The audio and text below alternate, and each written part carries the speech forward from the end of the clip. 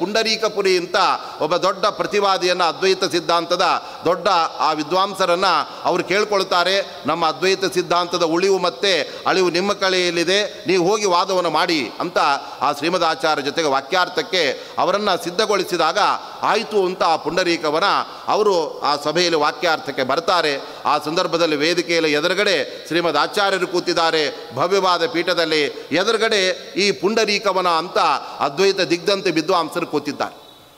ವಾಕ್ಯಾರ್ಥವನ್ನು ಪೂರ್ವಪಕ್ಷವನ್ನು ಅದ್ವೈತದ ಬಗ್ಗೆ ಅವರು ಶುರು ಮಾಡಬೇಕಾಗಿದೆ. ಅಷ್ಟರಲ್ಲಿ ಶ್ರೀಮದ್ ಆಚಾರ್ಯರ ಅದ್ಭುತವಾದ ಗಾಂಭೀರ್ಯ, ಅವರ ತೇಜಸ್ಸು ಅದನ್ನೆಲ್ಲ ನೋಡಿ ಅವರು ಮೂಕ ವಿಸ್ಮಿತರಾಗಿ ಮಾತನಾಡಲಿಕ್ಕೆ ಬರಲಿ, ಅವರ ಪೂರ್ವಪಕ್ಷವನ್ನೇ ಹೇಳಲಿಕ್ಕಾಗಲಿ. ಆ ಸಂದರ್ಭದಲ್ಲಿ ಶ್ರೀಮದ್ ಆಚಾರ್ಯ ಹೇಳಿದರು, ನಿಮ್ಮ ಮನಸ್ಸಿನಲ್ಲಿ ಏನೇನು ಪೂರ್ವಪಕ್ಷಗಳಿದೆ ಅದೆಲ್ಲ ನಾನೇ ಮಾಡಿಕೊಂಡು ಅದಕ್ಕೆ ಉತ್ತರವನ್ನು ಕೊಟ್ಬಿಡ್ತೇನೆ ಅಂತ ಅದನ್ನು ಗ್ರಂಥರೂಪವಾಗಿ ಬರೆಸಿಬಿಡ್ತಾರೆ. ಅದೇ ತತ್ವೋದ್ಯೋತ ಅಂತ ಒಂದು ದಶಪ್ರಕರಣಗಳಲ್ಲಿ ಒಂದಾದ ಶ್ರೀಮದ್ ಆಚಾರ್ಯ ರಚನೆ ಮಾಡಿರ್ತಕ್ಕಂಥ ಗ್ರಂಥ.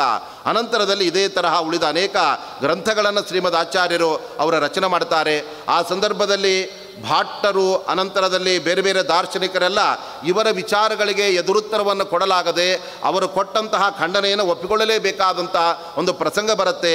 ಅನಂತರದಲ್ಲಿ ಅದ್ವೈತಿಗಳೆಲ್ಲ ಇವರನ್ನು ಹೀಗೆ ಮಾಡಿದರೆ ನಾವು ಎದುರಿಸೋದಕ್ಕಾಗೋದಿಲ್ಲ, ಇವರ ಗ್ರಂಥಗಳನ್ನೇ ನಾವು ಅಪಹಾರ ಮಾಡಿಬಿಡಬೇಕು ಅಂತ ಅವರು ಪ್ಲಾನ್ ಮಾಡಿದರು. ಆ ಸಂದರ್ಭದಲ್ಲಿ ಶ್ರೀಮದ್ ಆಚಾರ್ಯರು ಅವರು ಪ್ರತಿಗಳನ್ನು ಮಾಡಿಸಿ ಗ್ರಂಥಗಳಿಂದಲೇ ಇಟ್ಟದ್ದನ್ನೆಲ್ಲ ಅಪಹಾರ ಮಾಡಿಕೊಂಡು ಅದನ್ನು ಕಳ್ಳತನ ಆಗಿಬಿಟ್ಟಾಗ ಅನಂತರದಲ್ಲಿ ಶ್ರೀಮದ್ ಆಚಾರ್ಯರು ತಮ್ಮ ಶಿಷ್ಯರ ಮೂಲಕ ಆ ಪರಿಸರದಲ್ಲಿ ಇದ್ದಂತಹ ಕಬೆನಾಡಿನ ಆ ಪರಿಸರದ, ಇವತ್ತು ಅದನ್ನು ನಾವು ಕಬೆನಾಡಿನ ಪರಿಸರ ಅಂದರೆ ಯಾವುದದು ಕಾಸರಗೋಡು ಅಂತ ಅದನ್ನು ಕರೀತಾರೆ, ಆ ಪರಿಸರದಲ್ಲಿ ಜಯಸಿಂಹರಾಜ ಆಳ್ವಿಕೆಯನ್ನು ನಡೆಸ್ತಾ ಇತ್ತು. ಆ ಸಂದರ್ಭದಲ್ಲಿ ಅವನಿಗೆ ದೂರು ಕೊಡ್ತಾರೆ, ನಮ್ಮ ಗ್ರಂಥಗಳೆಲ್ಲ ಕಳುವಾಗಿವೆ, ಆದ್ದರಿಂದ ನಮಗೆ ಅದನ್ನು ಮತ್ತೆ ಹುಡುಕಿಸಿಕೊಡಬೇಕು ಅಂತ ರಾಜನಿಗೆ ಅದು ದೂರು ಹೋಗುತ್ತಾ.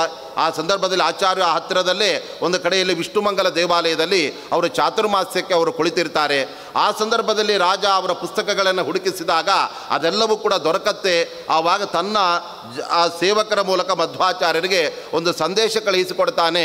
ಆ ಜಯಸಿಂಹರಾಜ, ಸ್ವಾಮಿ ನಿಮ್ಮ ಗ್ರಂಥಗಳೆಲ್ಲ ನಮಗೆ ಸಿಕ್ಕಿವೆ, ಅದನ್ನು ಮತ್ತೆ ನಿಮಗೆ ನಾವು ಸಮರ್ಪಣೆ ಮಾಡ್ತಾ ಇದ್ದೇವೆ, ಆದ್ದರಿಂದ ನೀವು ನಮ್ಮ ರಾಜ್ಯಕ್ಕೆ ಬಂದು ನಿಮ್ಮ ಪಾದಧೂಳಿಯನ್ನು ಹಾಕಿ ನಮ್ಮ ರಾಜ್ಯವನ್ನು ಪಾವನಗೊಳಿಸಬೇಕಾಗಿದೆ, ಆದ್ದರಿಂದ ನಿಮ್ಮ ಸ್ವಾಗತಕ್ಕೆ ನಾವೆಲ್ಲ ಸಿದ್ಧರಿದ್ದೇವೆ ಎಂಬುದಾಗಿ ಹೇಳಿ ಆ ಸಂದರ್ಭದಲ್ಲಿ ಜಯಸಿಂಹರಾಜ ಒಂದು ಒಕ್ಕಣೆಯನ್ನು ಬರೆದು ಕೊಟ್ಟಾಗ ಆ ಸಂದರ್ಭದಲ್ಲಿ ಶ್ರೀಮದ್ ಆಚಾರ್ಯ ಆ ಕಡೆ ಹೊರಡ್ತಾ ಇದ್ದಾರೆ.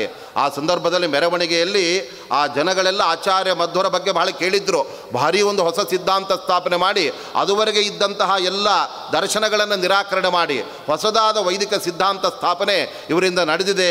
ಅವರನ್ನು ನೋಡಬೇಕು ಅಂತ ಕುತೂಹಲದಿಂದ ಜನಗಳೆಲ್ಲ ಆ ರಸ್ತೆಯ ಇಕ್ಕೆಲೆಗಳಲ್ಲೆಲ್ಲ ಅವರು ನಿಂತ್ಕೊಂಡು ನೋಡ್ತಾ ಇದ್ದರು. ಆ ಸಂದರ್ಭದಲ್ಲಿ ಮಧ್ವಾಚಾರ್ಯರು ಅವರು ನಡೆದುಕೊಂಡು ಬರ್ತಾ ಇದ್ದರೆ ಎಲ್ಲರಿಗೂ ಕೂಡ ಅವರ ಮುಖದರ್ಶನ ಆಗ್ತಾ ಇತ್ತಂತೆ. ಅದಕ್ಕೆ ಕಾರಣ ಶ್ರೀಮದ್ ಆಚಾರ್ಯರು 7 ಕಾಲಡಿ ಹತ್ತಿರ ಇದ್ದರಂತೆ. ಹಾಗಾಗಿ ಯಾರು ಅನಾಯಾಸವಾಗಿ ನಿಂತಿದ್ದರೂ ಕೂಡ ಅವರಿಗೆ ಅವರ ದೇಹದ ಈ ಎದೆ ಭಾಗದಿಂದ ಮೇಲ್ಗಡೆ ಮಧ್ವಾಚಾರ್ಯರ ಆ ಆಕಾರದ ದರ್ಶನ ಅವರಿಗೆ ಆಗ್ತಾ ಇತ್ತು. ಅವರೆಲ್ಲ ಅವರ ಆ ಅದ್ಭುತವಾದ ರೂಪವನ್ನು ನೋಡಿ ಅವರು ಬೆರಗಾಗ್ತಾ ಇದ್ದರು. ಆ ಸಂದರ್ಭದಲ್ಲಿ ಆ ಜಯಸಿಂಹರಾಜನ ಆಸ್ಥಾನ ವಿದ್ವಾಂಸರಾದ ತ್ರಿವಿಕ್ರಮ ಪಂಡಿತಾಚಾರ್ಯ, ಅವಾಗಿನ್ನೂ ಕೂಡ ಅವರು ಆಚಾರ್ಯರು ಅಂತ ಆಗಿದ್ದಿಲ್ಲ, ತ್ರಿವಿಕ್ರಮ ಶಾಸ್ತ್ರಿಗಳು ಅಂತ ಆಗಿದ್ದರು. ಅವರು ಅದ್ವೈತಿಗಳಾಗಿಯೇ ಅದ್ವೈತವನ್ನು ಸ್ವತಃ ಅವರು ಬೋಧನೆ ಮಾಡ್ತಾ ಇದ್ದರು. ಆದರೂ ಕೂಡ ಅವರ ಮನಸ್ಸಿಗೆ ಆ ಅದ್ವೈತದ ಸಿದ್ಧಾಂತದ ವಿಚಾರಗಳೆಲ್ಲ ಮನಸ್ಸಿಗೆ ಮನವರಿಕೆ ಆಗ್ತಾ ಇರಲಿಲ್ಲ. ಅವರು ಸ್ವತಃ ದೊಡ್ಡ ಮೇಧಾವಿ ವಿದ್ವಾಂಸರವರು.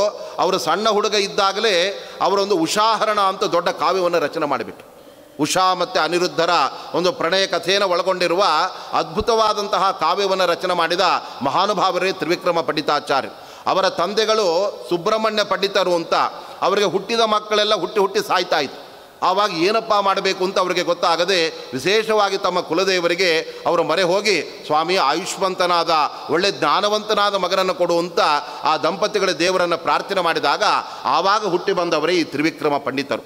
ಅವರಿಗೆ 3ರಲ್ಲಿ ವಿಕ್ರಮ, ಅದ್ಭುತವಾದಂತಹ ಒಂದು ಅವರಿಗೆ ಪ್ರಭುತ್ವ ಎಂಬತಕ್ಕಂಥದ್ದಿತ್ತು. ಒಂದು ಸಾಹಿತ್ಯದಲ್ಲಿ, ವೇದಶಾಸ್ತ್ರಗಳಲ್ಲಿ, ಅನಂತರದಲ್ಲಿ ಪುರಾಣ ಇತ್ಯಾದಿ ಸಕಲದಲ್ಲೂ ಕೂಡ ಅವರಿಗೆ ಅದ್ಭುತವಾದಂತಹ ಪ್ರಭುತ್ವ ಪಾಂಡಿತ್ಯ ಇದ್ದದ್ದರಿಂದ ಅವರು ತ್ರಿವಿಕ್ರಮ ಪಂಡಿತರು ಅಂತ ಅವರು ಪ್ರಸಿದ್ಧರಾಗಿದ್ದರು. ಅವರು ತಮ್ಮ ಮನೆತನ ಅದು ಅದ್ವೈತ ಸಂಪ್ರದಾಯದಲ್ಲಿ ಬಂದದ್ದರಿಂದ ಅದೇ ಗ್ರಂಥಗಳನ್ನೇ ಓದಿಕೊಂಡು ತಮ್ಮ ಸಮಕಾಲದಲ್ಲಿದ್ದ ಎಲ್ಲರನ್ನು ಕೂಡ ಖಂಡನೆ ಮಾಡಿ ಅದ್ವೈತವೇ ಶ್ರೇಷ್ಠ ಅಂತ ಅವರು ಸಾರಿಸ್ತಾ ಇದ್ರು. ಆದರೂ ಕೂಡ ಅವರು ಅಂತರಂಗದಲ್ಲಿ ಅದನ್ನು ಒಪ್ಕೊಳ್ತಾ ಇದ್ದರು. ಯಾಕೆ ಅಂದರೆ ಅದ್ವೈತ ದರ್ಶನ ಏನು ಸೂತ್ರಕ್ಕೆ ಅನುಗುಣವಾದಂತಹ ವಿಚಾರವನ್ನು ಹೇಳ್ತಾ ಇಲ್ಲ. ಅನೇಕ ಕಡೆಗಳಲ್ಲಿ ಸೂತ್ರಕ್ಕೂ ಅದ್ವೈತಕ್ಕೂ ಟ್ಯಾಲಿ ಆಗ್ತಾ ಇಲ್ಲ. ಅದೇ ಥರ ವೇದಗಳಕ್ಕೂ ಬೇರೆ ರೀತಿಯಾದಂತಹ ಅರ್ಥವಾಗಿ ಬಿಡುತ್ತೆ. ಇದನ್ನು ಹೇಗೆ ಹೊಂದಿಸ್ಕೊಳ್ಬೇಕು ಅಂತ ಅವರೇ ಸ್ವಯಂ ಆಲೋಚ್ಯ, ಅವ್ರಿಗೆ ಸ್ವಯಂ ಜ್ಞಾನಿ ವರೇಣ್ಯರಾಗಿದ್ದರಿಂದ ಹೀಗೆ ಇಟ್ಕೊಳ್ಬೇಕು, ಇದೇ ಸರಿಯಾದದ್ದು ಅಂತ ಅವರು ಒಂದು ಒಪ್ಪಂದಕ್ಕೆ ತಾವೇ ಬಂದು ಬಿಡುತ್ತಾರೆ. ಆ ಸಂದರ್ಭದಲ್ಲಿ ಅವರ ತಂದೆ ಆ ಸುಬ್ರಹ್ಮಣ್ಯ ಪಂಡಿತರು ಅವರು ಹಾಸಿಗೆ ಹಿಡಿದು ಬಿಟ್ಟಿರ್ತಾರೆ, ಅಂತ್ಯಕಾಲ ಬಂದುಬಿಟ್ಟಿರತ್ತೆ. ಆವಾಗ ಮಗನನ್ನು ಕರೀತಾರೆ, ಅಪ್ಪ ತ್ರಿವಿಕ್ರಮ, ನಿನಗೆ ಒಂದು ವಿಷಯ ಹೇಳಿ ಸಾಯಬೇಕಾಗಿದೆ. ಇದುವರೆಗೂ ಕೂಡ ನಾವು ಅದ್ವೈತಗಳಾಗಿ ಹುಟ್ಟಿದ್ದರಿಂದ ನಾವು ಸೋಹಂ ಅನ್ನತಕ್ಕಂಥ ಉಪಾಸನೆಯನ್ನೇ ನಾವು ಮಾಡ್ಕೊಂಡು ಬರಬೇಕಾಯಿತು. ಆದರೆ ನನಗೆ ಅನ್ನಿಸ್ತಾ ಇದೆ, ಭಗವಂತನನ್ನು ನಿರ್ಗುಣ ಅಂತ ನಾವು ಉಪಾಸನೆ ಮಾಡಿದರೆ ನಮಗೆ ಮೋಕ್ಷ ಆಗೋದಿಲ್ಲ. ಮೋಕ್ಷ ಅಂದರೆ ಆನಂದಾದಿ ಗುಣಗಳ ಅಭಿವ್ಯಕ್ತಿ. ದೇವರಲ್ಲಿ ಆನಂದ ಜ್ಞಾನ ಮುಂತಾದ ಯಾವ ಗುಣಗಳೇ ಇಲ್ಲ, ಅವನು ನಿರ್ಗುಣನಾಗಿದ್ದಾನೆ ಅಂತ ನಾವು ಉಪಾಸನೆ ಮಾಡಿದರೆ ನಾವು ದೇವರನ್ನು ಹೇಗೆ ಉಪಾಸನೆ ಮಾಡ್ತೇವೋ ಅದೇ ಫಲ ನಮಗೆ ಬಂದು ಬಿಡತ್ತೆ. ಆದ್ದರಿಂದ ನಮಗೆ ಈ ನಿರ್ಗುಣ ಬ್ರಹ್ಮನ ಸಹವಾಸ ಬೇಡಪ್ಪ, ನಾವು ದೇವರನ್ನು ಸಗುಣ ಅಂತೇ ಉಪಾಸನೆ ಮಾಡೋಣ. ಅವನು ಜಗತ್ ಸೃಷ್ಟಿ ಮಾಡ್ತಾನೆ, ಅವನಲ್ಲಿ ಕಲ್ಯಾಣ ಜ್ಞಾನಾನಂದಾದಿ ಗುಣಗಳಿದೆ, ಹಾಗೇ ನಾವು ದೇವರನ್ನು ಉಪಾಸನೆ ಮಾಡೋದು ಬಹಳ ಒಳ್ಳೆಯದು. ಆದ್ದರಿಂದ ನಕಲವು ನಿರ್ಗುಣ ಭಾವನಾ ಸುಖಾಯ. ನೋಡಿ, ತಂದೆ ಸಾಯಬೇಕಾದ್ರೆ ಮಗನಿಗೆ ಒಂದು ರಹಸ್ಯ ಹೇಳಿ ಸತ್ತು ಹೋಗ್ಬಿಡ್ತಾ ಇದ್ದ. ಈ ಕಲಿಯುಗದಲ್ಲಿ ಯಾವ ಯುಗದಲ್ಲೇ ಆಗಲಿ ನಮಗೆ ನಿರ್ಗುಣ ಭಗವಂತನ ಚಿಂತನೆ ಅದು ನಮಗೆ ಸರಿಯಲ್ಲ, ಅದು ಸರಿಯಾಗತಕ್ಕಂಥದ್ದಲ್ಲ. ಆದ್ದರಿಂದ ಗುಣವಂತಂ ಉಪಾಸ್ಮಹೇ ಮುಕುಂದಂ, ಸಕಲ ಗುಣ ಪರಿಪೂರ್ಣನಾದ ಭಗವಂತನನ್ನು ನಾವು ಉಪಾಸನೆ ಮಾಡೋಣ, ಅದರಿಂದಲೇ ನಮಗೆ ಒಳಿತಾಗತ್ತೆ. ಆದ್ದರಿಂದ ನೀನು ಅದೇ ದಾರಿ ಹಿಡಿಯಪ್ಪ ಅಂತ ಆ ತಂದೆ ಹೊರಟು ಹೋಗಿಬಿಟ್ರು. ಮೊದಲೇ ಅದ್ವೈತದ ಬಗ್ಗೆ ಅನೇಕ ಸಂದೇಹಗಳು ತ್ರಿವಿಕ್ರಮ ಪಂಡಿತರನ್ನು ಕಾಡ್ತಾ ಇತ್ತು. ತಂದೆಯೂ ಕೂಡ ಯಾವಾಗ ಈ ರೀತಿ ಹೇಳಿಕ್ಕೆ ಶುರು ಮಾಡಿದರೋ ಅವರಿಗೆ ಮತ್ತಷ್ಟು ಗೊಂದಲ ಶುರುವಾಯಿತು. ನಾವು ಯಾವ ಹಾದಿ ಹಿಡಿತಾ ಇದ್ದೇವೆ, ನಾವು ಹೇಗೆ ಭಗವಂತ ಆಗೋದಕ್ಕೆ ಸಾಧ್ಯ? ನಾವು ಅಸ್ವತಂತ್ರರಾಗಿದ್ದೇವೆ, ನಮ್ಮಲ್ಲಿ ಅಲ್ಪಶಕ್ತಿ ಎಂಬತಕ್ಕಂಥದ್ದಿದೆ.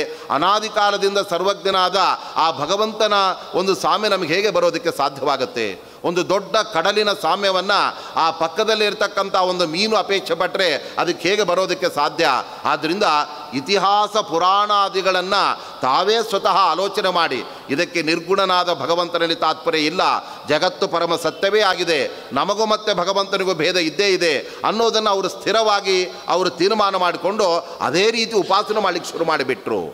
ಅದೇ ಸಂದರ್ಭದಲ್ಲಿ ಅವರ ತಮ್ಮಂದಿರಾಗಿರ್ತಕ್ಕಂಥ ಶಂಕರ ಪಂಡಿತರು ಆ ಹೊತ್ತಿಗೆ ಶ್ರೀಮದ್ ಆಚಾರ್ಯರ ಶಿಷ್ಯರಾಗಿ ಅವರ ಗ್ರಂಥಪಾಲಕರಾಗಿ ಅವರ ಬರೆದಿರ್ತಕ್ಕಂಥ ಗ್ರಂಥಗಳ ಪ್ರತಿಯನ್ನೆಲ್ಲ ತಮ್ಮ ಮನೆಯಲ್ಲಿ ತಂದು ಇಟ್ಕೊಂಡಿರ್ತಿದ್ರು. ಆವಾಗ ತಮ್ಮ ಮತ್ತು ಅಣ್ಣ ಒಟ್ಟಿಗೆ ಒಂದೇ ಮನೆಯಲ್ಲಿ ಇದ್ದದ್ದರಿಂದ ಮನೆಯಲ್ಲೇ ತತ್ವವಾದ ಎಂಟ್ರಿ ಆಗಿಬಿಟ್ಟಿದೆ.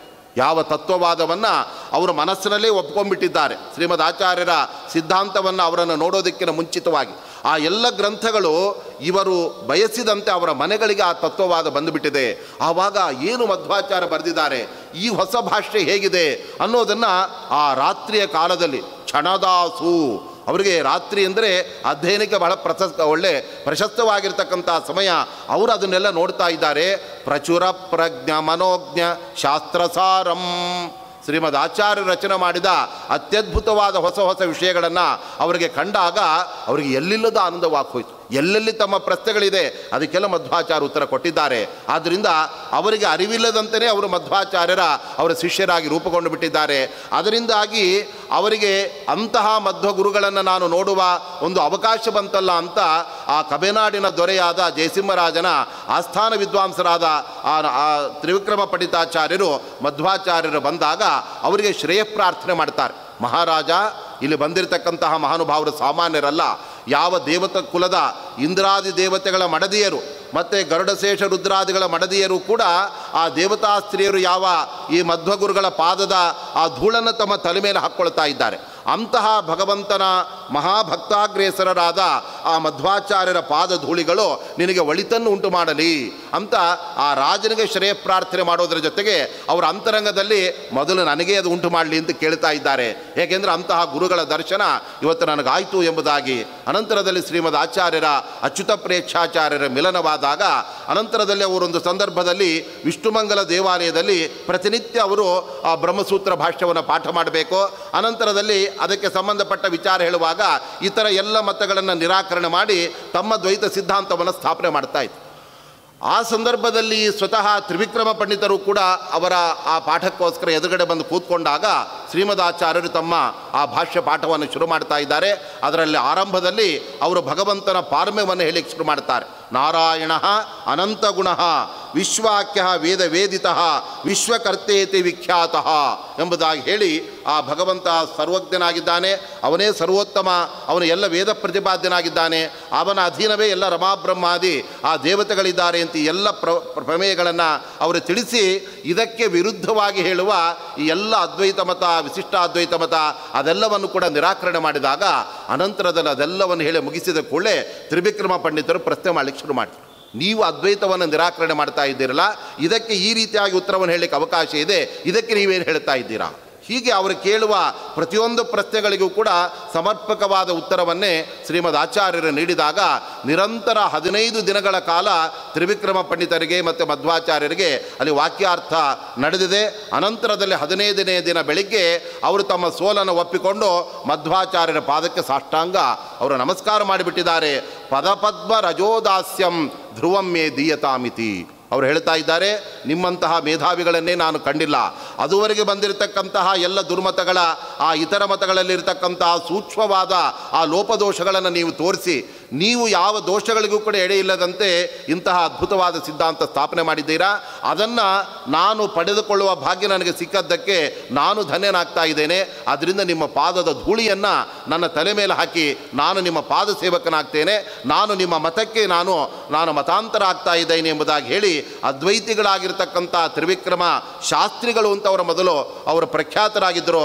ಅನಂತರದಲ್ಲಿ ತ್ರಿವಿಕ್ರಮ ಪಂಡಿತಾಚಾರ್ಯರು ಅಂತ ಶ್ರೀಮದ್ ಆಚಾರ್ಯರ ಶಿಷ್ಯರಾಗಿ ಅವರು ರೂಪುಗೊಳ್ಳುತ್ತಾ ಇದ್ದಾರೆ. ಆನಂತರದಲ್ಲಿ ಮಧ್ವಾಚಾರ್ಯರಿಗೆ ಅರ್ಪಣೆ ಮಾಡ್ತಾ ಇದ್ದಾರೆ, ನೀವು ಮೊದಲಿನಿಂದಲೇ ಅದ್ವೈತದ ಮೂಲಭೂತವಾದ ಎಲ್ಲ ಗ್ರಂಥಗಳನ್ನು ಅಧ್ಯಯನ ಮಾಡಿದವರು, ಆದ್ದರಿಂದ ಅಂತಹ ನೀವು ಮಾಧ್ವಮತಕ್ಕೆ ನಮ್ಮ ಶಿಷ್ಯರಾಗಿ ಬರ್ತಾ ಇದ್ದೀರಿ ಅಂತಂದರೆ ನಮಗೆ ಬಹಳ ಸಂತೋಷ. ನಮ್ಮ ಬ್ರಹ್ಮಸೂತ್ರ ಭಾಷ್ಯಕ್ಕೆ ನೀವೊಂದು ಟೀಕೆಯನ್ನು ರಚನೆಯನ್ನು ಮಾಡಬೇಕು ಅಂತ ಮಧ್ವಾಚಾರ್ಯ ಅರ್ಪಣೆ ಮಾಡಿದಾಗ ಆ ಸಂದರ್ಭದಲ್ಲಿ ಅವರು ಹೇಳ್ತಾ ಇದ್ದಾರೆ, ಸ್ವಾಮಿ ನಿಮ್ಮ ಭಾಷ್ಯಕ್ಕೆ ಸಾವಿರ ಅರ್ಥಗಳಿದೆ, ಅವುಗಳನ್ನೆಲ್ಲ ನನಗೆ ತಲೆಯಲ್ಲಿ ಇಟ್ಕೊಳ್ಳೋದಕ್ಕೆ ನನ್ನ ತಲೆ ಸಣ್ಣ ಬಾವಿ ಇದ್ದಾಗೆ, ನಿಮ್ಮ ಪ್ರತಿಭೆ ನಿಮ್ಮ ಬುದ್ಧಿ ಅದು ಸಮುದ್ರ ಇದ್ದ ಹಾಗೆ, ಸಮುದ್ರದ ನೀರನ್ನೆಲ್ಲ ಎಲ್ಲಾದರೂ ಬಾವಿಯಲ್ಲಿ ಹಾಕೋದಕ್ಕೆ ಹೇಗೆ ಸಾಧ್ಯವಾಗುತ್ತೆ? ಆದರೂ ಕೂಡ ನಿಮ್ಮ ಅಪ್ಪಣೆ ಅದನ್ನು ಮೀರಬಾರ್ದು ಅನ್ನೋ ದೃಷ್ಟಿಯಿಂದ ನಾನು ವ್ಯಾಖ್ಯಾನವನ್ನು ರಚನೆ ಮಾಡ್ತೇನೆ ಅಂತ ಅವರು ತತ್ವ ಪ್ರದೀಪ ಅನ್ನತಕ್ಕಂತಹ ಅದ್ಭುತವಾದ ಟೀಕೆಯನ್ನು ಬ್ರಹ್ಮಸೂತ್ರ ಭಾಷ್ಯಕ್ಕೆ ಶ್ರೀಮದ್ ಆಚಾರ್ಯರ ಆ ಗ್ರಂಥಕ್ಕೆ ಅವರು ರಚನೆ ಮಾಡ್ತಾರೆ.